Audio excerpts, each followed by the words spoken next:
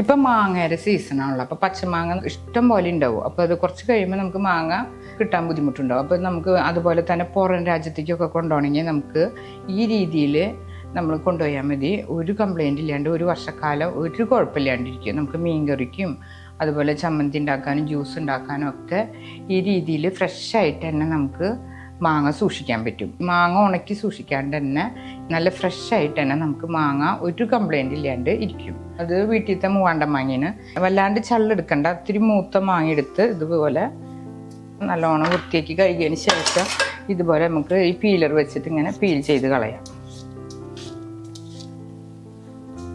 ഇതുപോലെ തൊലിയൊക്കെ കംപ്ലീറ്റ് ആയിട്ട് പീൽ ചെയ്തിട്ട് കളയണം. 10-15 മാങ്ങയുണ്ട്.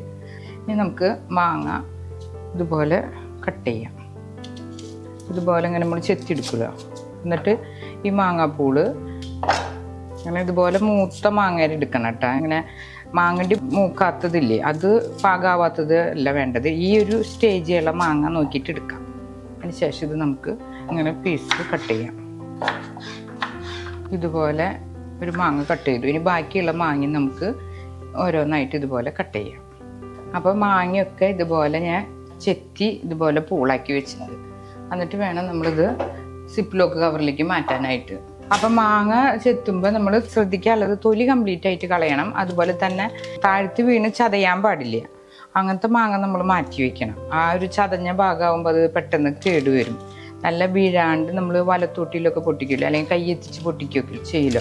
അങ്ങനത്തെ മാങ്ങ വേണം ഇതുപോലെ യൂസ് ചെയ്യാനായിട്ട്. എന്നിട്ട് നമ്മളിത് സിപ്പ് ലോക്ക് കവറിൽ ഇങ്ങനെ ഇട്ട് വയ്ക്കുക.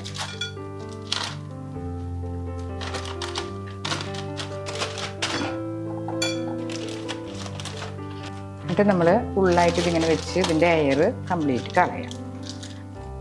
അതിന് ശേഷം ഇത് നമുക്ക് സിപ്പ് ലോക്ക് ചെയ്യാം. അങ്ങനെ നമുക്ക് എല്ലാതും സെറ്റ് ചെയ്യാം. ഇതുപോലെ ഇങ്ങനെ എയർ കയറാത്ത രീതിയിൽ ഇങ്ങനെ ചെയ്യാം.